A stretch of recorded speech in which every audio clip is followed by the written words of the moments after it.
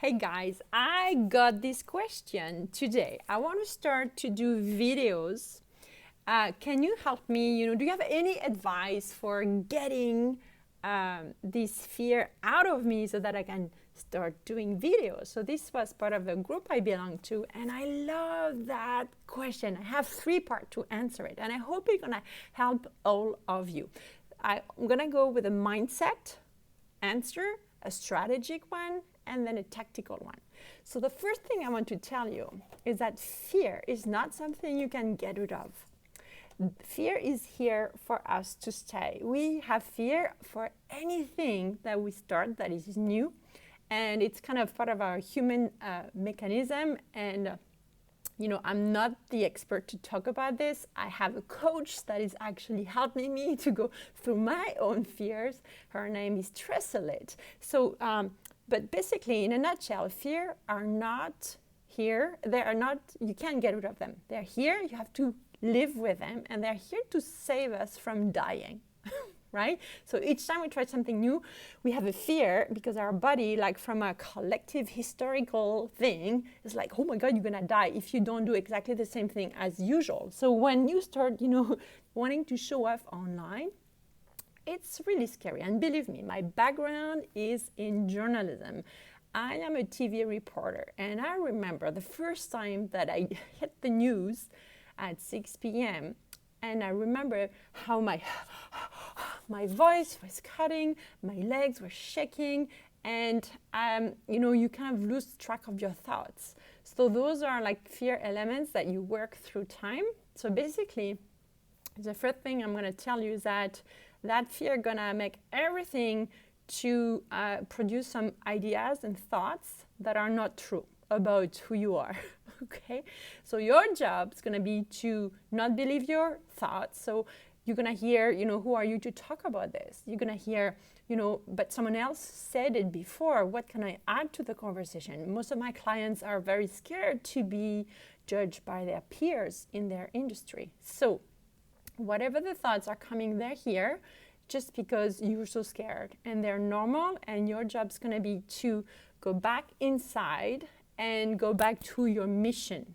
What is your mission on earth with your business? And that mission is probably bigger than your fear or your thoughts. And then working on your thoughts, affirmation or beliefs, sometimes it's anchored. So for me, my big fear of showing up on TV, I think now that I work with my coach, comes back from when I was 9. I was at a piano concert in Paris. So I'm from France. I live in Canada. But I had piano lessons, and I'm from a tiny village, 250 people. But then every year we had a special concert in a real piano concert, big room in Paris with professionals and I call it a tribunal, like a jury. And I did it twice, and twice I missed my concert. The fear was too strong. My fingers were like sliding on the keynotes because they were too like sweaty, and I think I got traumatized. And at the time, I didn't get the coaching to go through this. I saw that just like a pure failure, and I identify with that still until now, I think. But now I'm aware. Okay, so it's like working on that fact that you know what you're doing, you are enough, you are, believing in what you're teaching to others, because this is your jam and you're helping so many clients, and you want to help more by showing up on video online. So that's your mindset thing. It's like it's totally normal to have your fear. You won't get rid of it, but you're gonna work with it. Pet her or pet him or pet them on the shoulder and say, hey, look, I can do this, right? Now, strategy. So when you start doing videos on social media, this is an amazing way for actually instilling your authority online. And videos are an amazing way to actually educate your audience. And I would suggest, when I work with my clients in our Audience DNA Lab, we always start with educational videos. You have different type of videos, but education is easier for you because you know your shit, right? So it's easy for you to share your expertise and help the one person at first who's gonna watch the video, then the 10th, the 10th, the 100, and so and so. So start with one tiny crumble of topic that is the most common question that people, when they first come to see you, what are the questions they always ask you? Take one and then answer them using maybe 3 to 5 points. I would go with 3. And then so you'll see that you have probably a notebook with all those questions, and you can start like this actually, simply by what are the question that people always ask me, right? And next time they ask you, you say, okay, go and watch my video, basically. The other thing I wanted to tell you here is that videos are an amazing tools for lead generation. Personally, in my business, I use them on YouTube.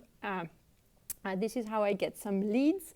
When you teach something, you can actually deliver a PDF, a checklist, or lead magnet that help people, after they watch your video, they want to go further, or you have a tool, simple tool for them to implement, and then they can download it from the video call to action that you give them. So that's more at the strategy level. It could be the kind of one of the spinal cord of your lead generation. It for sure brings you authority like a podcast would do. Or both, like I'm not saying one is better than the other. And then also using the educational tool, using it as an educational tool, right? That shows your expertise, and you can help people for free, and then they want more of you, and they're gonna buy from you, basically. And then now let's go with tactics. So when you start with videos, I use personally, I hate wasting my time.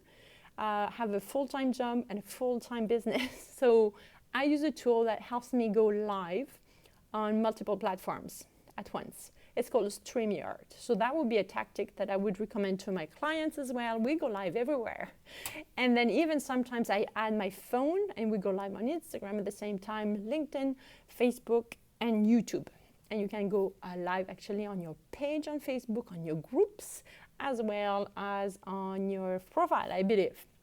Other things, this StreamYard gives you actually the ability to download your audio only and then make it a podcast. Now for title, Facebook, if you're on Facebook, it has an automatic transcription caption system. But if you want, if you have edited videos or if you don't do live videos, you can use a tool that I use called Subtitle. Like not Subtitle, but Subtitle.com. So that's basically, and actually at the end of this video, I will put in the description a link to all the tools that I use for my business that help me save time. I love being able to repurpose everything I do everywhere. So that's why, when you start your video, I would say stick to one a week, right? And juice it. When I say juice it, that means try to make it everywhere, so StreamYard, but also out of your video, you're gonna take a clip. So a clip of 10, 15 seconds that gonna promote your core video, or you're gonna write a quote, or you're gonna make a meme, or you're gonna build a carousel, like you ask your content creator to use your video in different format. It's the same topic. It can link to maybe your blog, to your podcast, or to your main video if video is your core signature content. I hope this helps. Around this video, I'm gonna put my list of tools I use to make you go, gain some time. And then I hope you get along with your fear, because you're awesome and your people are gonna love you. I know that.